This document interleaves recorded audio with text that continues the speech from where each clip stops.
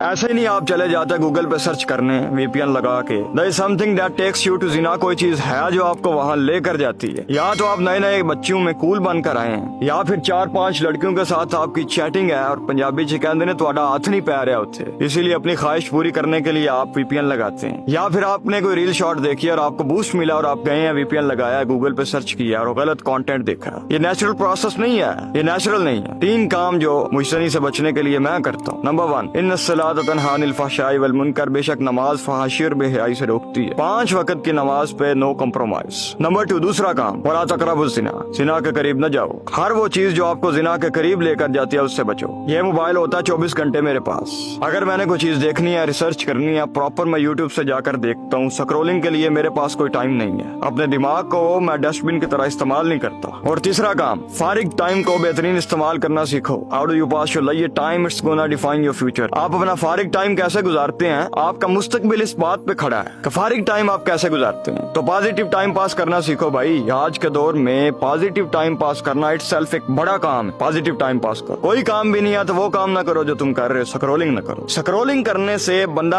आगे नहीं जा रहा, पीछे जा रहा है। अपने दिमाग में कचरा ना भरो। तो 3 काम मैं करता हूँ। नंबर 1, नमाज पे नो कम्प्रोमाइज। नंबर 2, दूसरा काम, मैं पूरी कोशिश करता हूँ कि जिना के करीब न जाऊँ। तीसरा काम, पॉजिटिव टाइम पास में करता हूँ, मसरूफ रखता हूँ अपने आप को।